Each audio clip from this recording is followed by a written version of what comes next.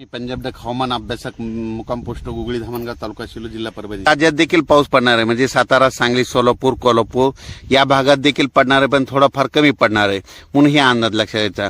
राज्यामध्ये सांगायचं झालं तर 27-28 जूनचा पाऊस राज्यात ठिकठिकाणी जोराचा पडणार आहे, ओढे नाले वाहणारा पडणार आहे, पण भाग बदलत पडणार आहे म्हणून हा अंदाज सर्व शेतकऱ्यांना लक्षात घ्यायचा।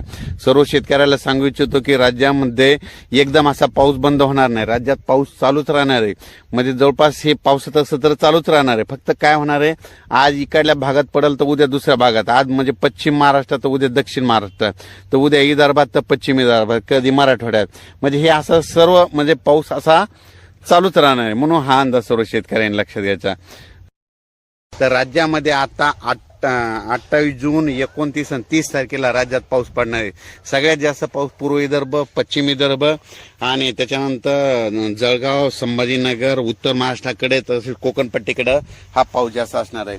म्हणजे 27-28 जूनचा पाऊस हा जवळपास म्हणजे सांगायचं झालं तर वर्धा, नागपूर, भंडारा, गोंदिया, अमरावती, अकोला, वाशिम, बुलढाणा, तसेच परभणी, जळगाव, जालना, बीड,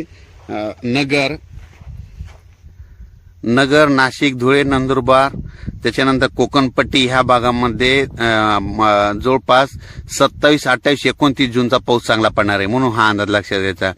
28, 29 जूनला मात्र राज्यात सगळीकडे चांगला पाऊस पडणार आहे म्हणून हा अंदाज लक्षात द्यायचा। पिकाला जीवदान भेटेल असा पाऊस पडणार आहे म्हणून हे देखील सांगायचं। त्याच्यानंतर पाऊस राज्यामध्ये 4 जुलै नंतर पुन्हा चांगला सक्रिय होणार आहे म्हणून हा देखील अंदाज सर्व शेतकऱ्यांनी लक्षात घ्यायचा।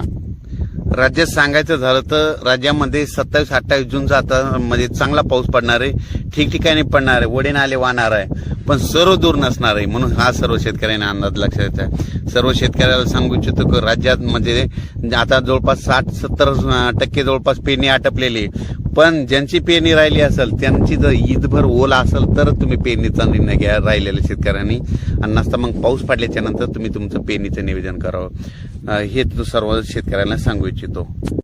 अचानक वातावरणात बदल झाला तर परत एक मेसेज दिला जाईल। धन्यवाद।